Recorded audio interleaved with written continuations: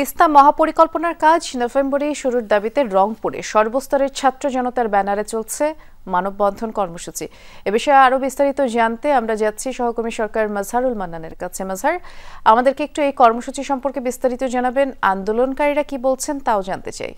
সেই জেলা স্কুল মোড়ে এখন সেই কর্মসূচিটি চলছে, অর্থাৎ তিস্তা মহাপরিকল্পনার কাজটি ঠিক নভেম্বরের মধ্যেই শুরু করবার, অর্থাৎ কাজ শুরু করবার দাবিতে যে আন্দোলনটি সারা বাংলাদেশে দানা বেঁধে উঠেছে, সেই দানা বেঁধে যে আন্দোলনটি উঠেছে তার এখানে আজকে যে রংপুরের সর্বস্তরের ছাত্র জনতার উদ্যোগে এই আয়োজনটি চলছে এবং এখানে বিভিন্ন শ্রেণী পেশা এবং সংগঠনের নেতৃবৃন্দ উপস্থিত আছেন। এখানে সংহতি প্রকাশ করেছেন তিস্তা বাঁচাও নদী বাঁচাও সংগ্রাম পরিষদ, তিস্তা নদী রক্ষা আন্দোলন, বাংলাদেশ জামাত ইসলামী এবং বৈষম্য বিরোধী ছাত্র আন্দোলনের সাবেক সমন্বয়ক সহ অন্যান্যরা, জাতীয় নাগরিক পার্টি, বাকসাস সহ অনেক সংগঠন এখানে একত্রতা ঘোষণা করেছেন।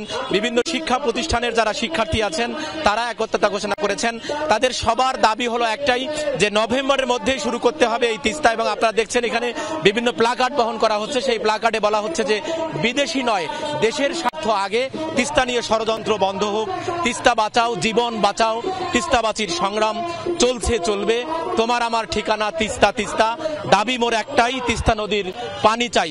এই ধরনের নানা আয়োজন, নানা বক্তব্য কিন্তু তারা দিচ্ছেন এবং যেটি বলবার চেষ্টা করছেন যে যদি নভেম্বরের মধ্যেই তিস্তা মহাপরিকল্পনার কাজ শুরু করা না যায়, অর্থাৎ যদি ডিসেম্বরে যদি তফসিল ঘোষণা করা হয়, তাহলে আর যে কার্যক্রমটি আছে অন্যান্য কার্যক্রমটি এই সরকার চালাতে পারবে না। সে কারণে তিস্তার যে প্রধান যে কাজটি, অর্থাৎ তিস্তা নদীর এই যে খননের যে কাজটি, সেই কাজটি শুরু করার জন্য নভেম্বর মাসেই এটি শুরু করার জন্য তারা দাবি করেছেন। এবং একই সাথে তারা দাবি করেছেন যদি এই আন্দোলনটি এখন এই শুরুটি, এই কাজটি যদি শুরু করা না যায়, তাহলে তারা বৃহত্তর আন্দোলনে যাবেন এবং আগামী 30 অক্টোবর এই দাবিতে স্তব্ধ রংপুরের কর্মসূচি ঘোষণা করা হয়েছে।